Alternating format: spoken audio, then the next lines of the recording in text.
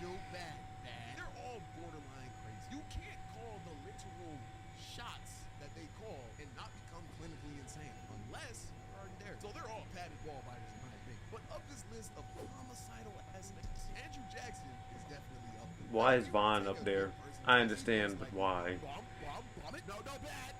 No drone strikes on Middle Eastern country. Meet Andrew Jackson, who may be our 7th president, but our first one to get your body. Not indirectly by ordering it. No, he got that bit out the mud by putting someone in the mud. He has killed someone in cold blood. And I have the story, so let's talk about it.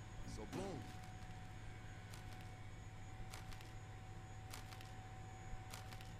One day, Andrew Jackson's tending to his cattle, minding his own business, when a man by the name of Mr. Dickinson approaches him. He's like, "Say, man, my horse need an oil change and a tire rotation, but I can't go nowhere, but I need to be on the other side of town. Lock me in with a horse. How much?" And Andrew's like, "Shit, okay, I can get you in that hole for about $250. Dickinson's like, "Shit, I ain't gonna lie, I only got $200 on me, but let me get the rest from my crib and pull back up." Nah, you better get a Uber Black, twin. Making this joke in February is crazy. Get back to work. So Dickinson gets depleted. Like, "Bro, all my kids, I'll give you the rest of the money. Just let me get the horse." "Fine, bro. I'm gonna need my bread tomorrow." "Bet. I appreciate you." So Dickinson hops on the horse and rides to his heart's content. Pause. Fast forward to the next day, and Andrew's walking around town, minding his own business, when all of a sudden he sees Dickinson. So he presses him. "Say, man, when you gonna slide me that bread?" So Andrew gets to yelling at Dickinson, calling him bro baller. That's when Dickinson's son, Charles, comes into the picture. He hears Andrew and he's like, "Better watch how you talking to my pops before he get mad hostile in this." So Andrew's looking at bro like, "You got your own kid beat right in. I see why your last name is Dickinson." Don't talk like that to me, though. And that's when they get the stuff. Cartoony cloud, boots flying. I mean, it was in the church. It's the 1800s. They swabbled, but the people around them intervene and separate the two. No one threw any punches. And that's important to the story because when a fight gets broken up and no one gets to throw any punches, both parties are kind of equally allowed to talk shit.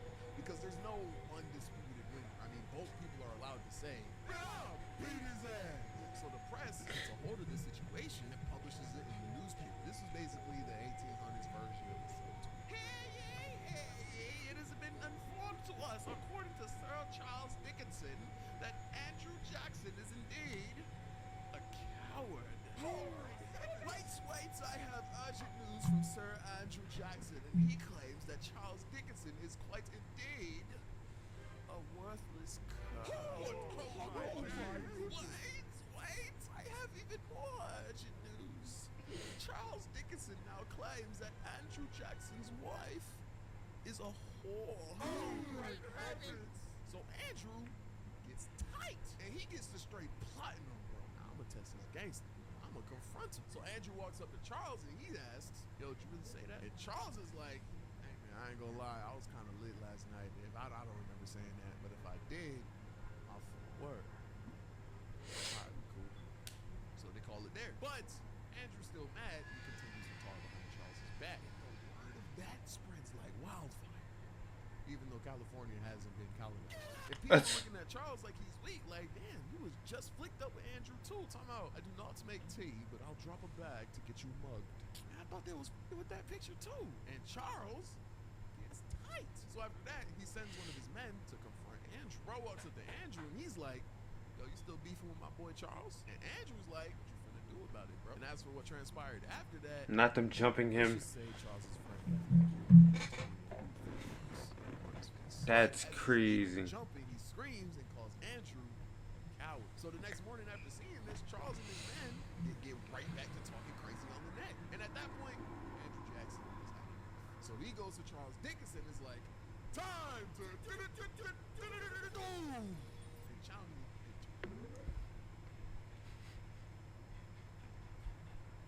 and challenges him to a duel. Now duels aren't allowed in Tennessee, which is where they were at the time. But at Jack with a Mac, stuck in no spoon. So he's like, "See me in Kentucky and run this fade right now. I know your broke ass got a horse, so take mine." He's tight. And Charles is like, "Bet."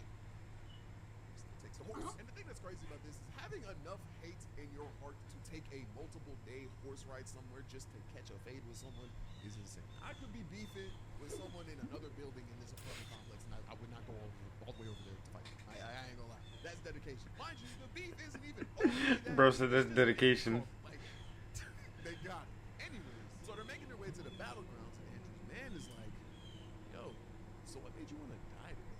Huh? What you mean? Like, I mean, I just didn't know that you wanted to end it. Like, there's help. Logic has a whole song about it. Bro, what are you talking about? Charles is the one dying today, gang, bro. Charles is the best shooter in Tennessee. He's the one. Yeah, like, he's not going to leave you like Trump. He's going to leave you like JFK. You're telling me the nigga that I have been beefing with this whole time is the best shooter in Tennessee. Also America. That's even worse. Why did you let me challenge him? I just didn't want you to look like a bitch. Well, now I'm going to look like Abraham Lincoln. So Andrew's tweaked because he does not like the odds of him winning this duel. So he comes up with a plan. Since you got me in this, you're going to help me get out until we set up to do the duel.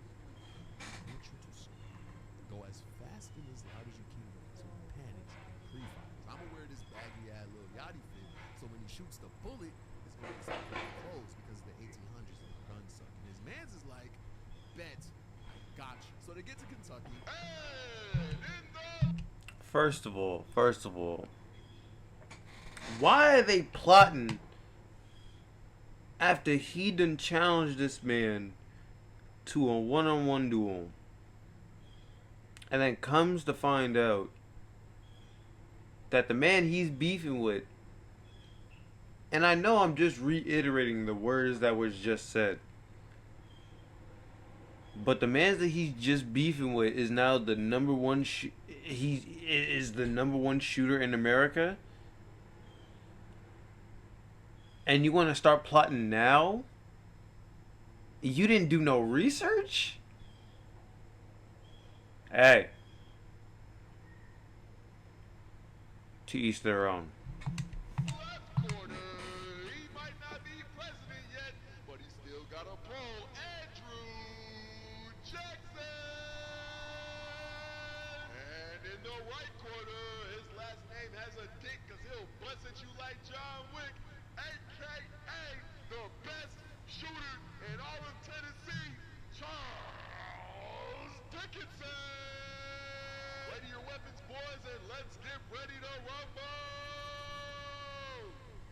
Andrew Jackson walks in with his baggy fit. He's like, y'all, I'm about to witness history. He's cool. After that, Charles Dickinson walks He's in, cooked. finger itching. He's grunting like a TikTok YN guy. They get Swiss cheese, twin. And ready their weapons. Fire! Yells Andrew's friend, and Charles Dickinson grabs Paul, and then bam! Andrew hits the ground hard, but gets up. The bullet ended up hitting a button next to Andrew.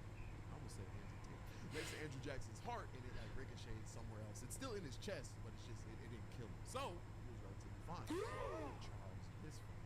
Since Andrew's alive and Charles misfired, it's now Andrew's turn to shoot. So Andrew lifts his gun, aims it right at Charles. Bam! His gun jams, and the duel ends. I mean, both parties shot, no one's dead, so they're supposed to just bounce. Charles looks at his dad like, that was for you, Pops. I preserved your honor. Bam! Charles gets shot right in the dome. Andrew reloaded his gun and let that whole thing twice. According to Andrew, his gun only half jammed.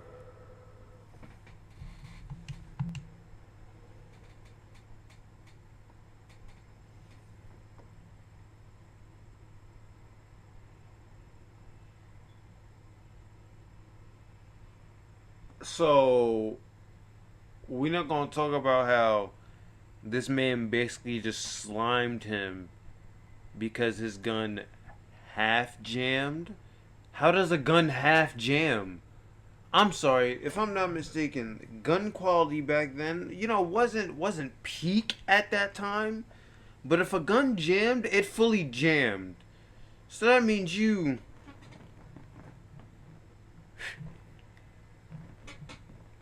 and then